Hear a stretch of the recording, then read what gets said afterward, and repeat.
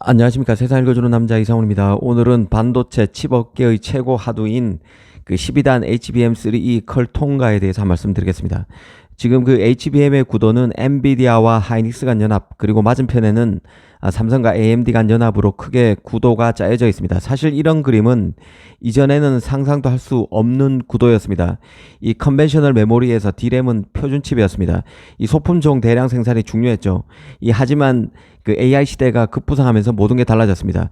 기존 메모리 시장이 DDR 스펙을 중심으로 움직였지만 이제는 초당 데이터 전송량을 의미하는 대역폭과 용량의 두 마리 토끼를 다 잡아야 합니다. 기존 DDR로는 한계가 뚜렷해지면서 HBM이 뜬 것이죠. 그런데 HBM 초기 시장에서 기존 D램 강자 삼성이 뒤지면서 엔비디아 하이닉스 간 연합이란 구도가 형성된 것입니다. 삼성이 HBM에서만큼은 하이닉스를 추월하기가 만만치 않다고 보는 시각은 여전히 시장에서 많습니다.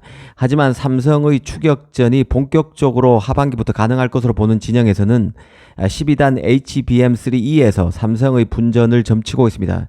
지금 AI 시장을 지배하고 있는 엔비디아를 통해서 이 문제를 조망해 볼 수 있는데요. 현재 그 8단 HBM 제품의 경우는 엔비디아에서 하이닉스가 가장 먼저 컬 테스트를 통과했고 마이크론도 D를 따랐습니다. 삼성의 경우는 그간 로드맵대로면 8탄 HBM3E 제품의 경우는 이번 달인 6월에 컬 통과를 마쳐야 합니다. 지금 발열과 수율 잡기 논란이 시장에서 나오고 있기 때문에 이번 달인 6월 내로 8단 HBM3E의 그 컬 테스트 통과가 무난히 가능할지 관심입니다. 그래도 삼성이라는 쪽에 베팅하는 사람들은 12단 HBM3E의 컬 테스트 결과에 주목하고 있는데요. 아직 메모리 3사 중에 12단 HBM3E의 그 엔비디아 컬 테스트를 통과한 곳은 아직 없습니다.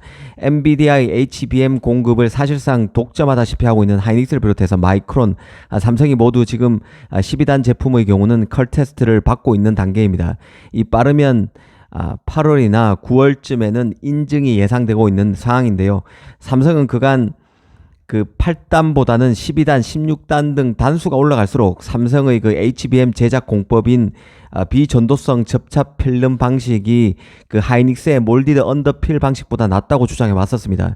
만약 이 주장이 시장의 신뢰를 얻으려면 적어도 엔비디아가 12단 HBM3E 제품에 대해서는 삼성의 제품을 가장 먼저 컬 테스트에서 통과시키고 자신의 GPU에 먼저 탑재할 수 있어야 한다는 생각입니다. 즉 삼성의 주장이 맞을지 틀릴지는 8, 9월경 엔비디아의 12단 HBM3E 제품 테스트 결과가 나오면 이 간접적인 인증이 될 것으로 봅니다. 삼성 입장에서는 적어도 12단 제품에서는 12단 HBM3E에서는 경쟁사인 하이닉스 마이크론보다 먼저 컬 통과가 되지는 않더라도 적어도 더 늦게 컬 통과가 되는 불상사가 없어야 한다는 점을 인식할 필요가 있습니다. 투자자 입장에서는 주목해야 할 포인트입니다. 아시다시피 HBM3E 12단 제품은 호퍼 200, 그 H200과 호퍼 다음 GPU인 블랙엘 GPU B100에 탑재되는 제품입니다. 일전에 그 트렌드포스, 대만 시장조사 업체 트렌드포스도 삼성이 엔비디아로의 HBM 납품은 메모리 상강 중 가장 늦었지만 대용량인 12단 HBM3 양산과 납품은 하이닉스 마이크론보다 더 빠를 수 있다는 관측도 내놓은 적이 있는데요. 이 8, 9월경에 확인될 것으로 봅니다.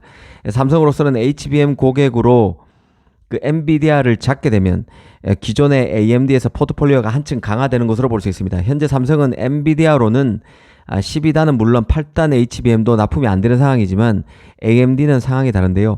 8단, 12단 모두 납품이 되고 있거나 확정된 상태입니다.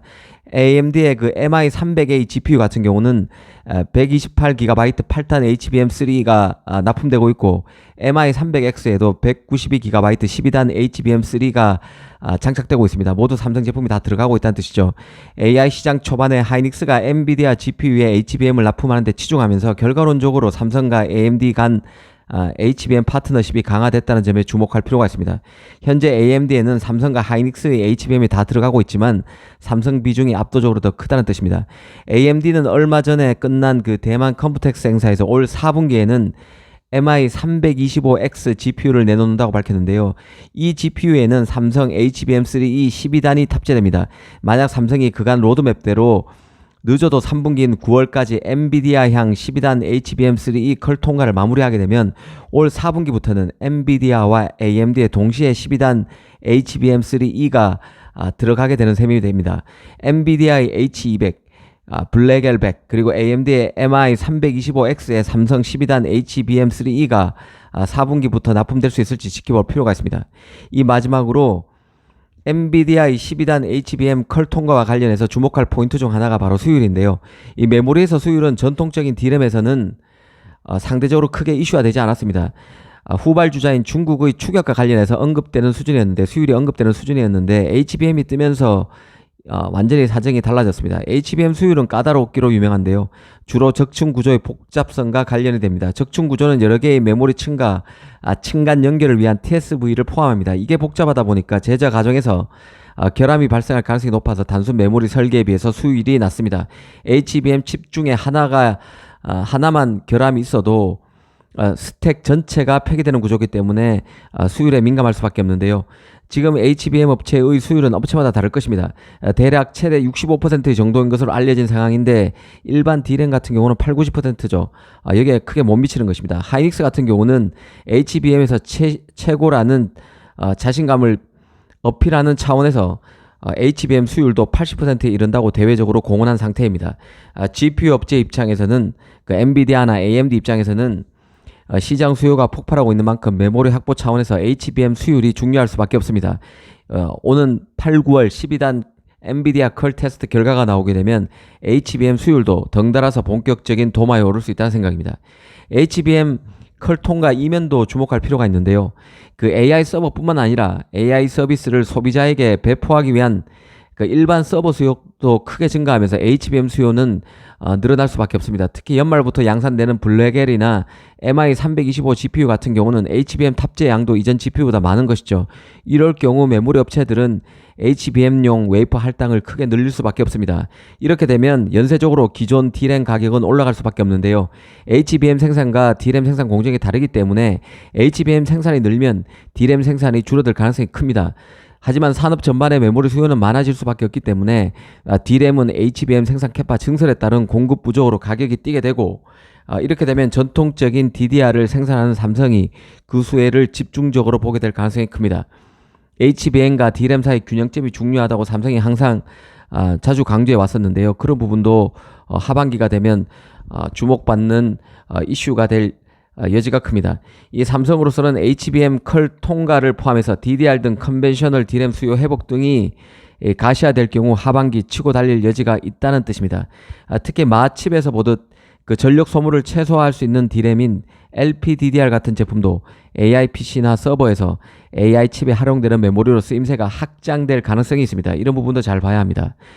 오늘은 8, 9월쯤이면 누구의 말이 맞는지 드러난다는 주제로 HBM 컬 통과 테스트에 대해서 한번 집중적으로 조망해 봤습니다. 감사합니다.